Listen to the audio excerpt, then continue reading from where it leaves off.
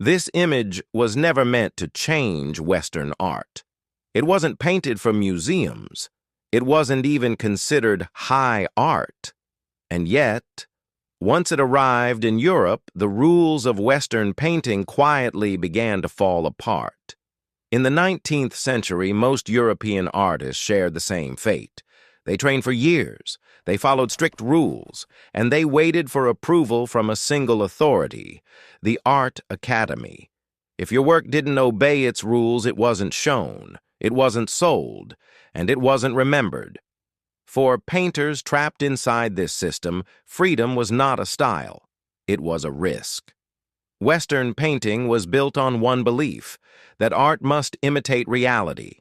Depth created meaning, perspective proved skill, hierarchy decided importance. History paintings mattered most, everyday life mattered least. This system worked until something arrived that ignored every one of these rules. When Japan reopened trade in the mid-19th century, Europe expected silk and porcelain. What it didn't expect were Japanese woodblock prints, ukiyo-e.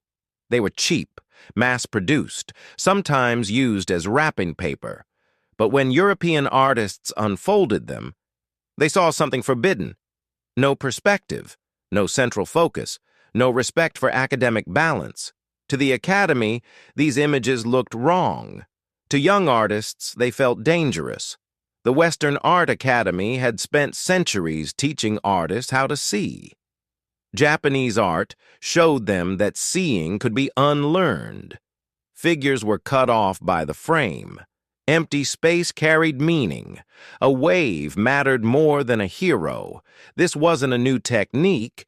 It was an attack on the system itself. And the Academy had no defense against it. Degas began cropping his dancers, as if the painting continued beyond the canvas. Claude Monet filled his world with Japanese bridges, reflections, patterns, painting sensation instead of structure. Vincent van Gogh went further. He copied Japanese prints by hand, not to imitate them, but to escape the rules that had confined him. This wasn't rebellion through protest. It was rebellion through vision.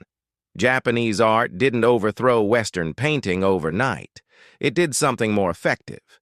It made the old rules feel unnecessary. Perspective became optional. Hierarchy dissolved. Everyday life entered the frame. Modern art didn't arrive shouting. It arrived quietly, already transformed. Today, these changes feel inevitable. Museums celebrate Impressionism. Modern art fills white walls. But the system that once controlled how artists were allowed to see rarely admits what disrupted it. Not a manifesto, not a movement, but images from another culture that refused to obey. Japanese art didn't conquer Western painting. It interrupted it. And in that interruption, artists discovered a dangerous idea, that art doesn't need permission to be true. The question is not whether Western painting changed. The question is who still decides how we're allowed to see. If you're drawn to moments where art quietly changes history, this channel explores more crossroads like this, where cultures meet, systems crack, and nothing looks the same again. Subscribe to Crossroads of Art.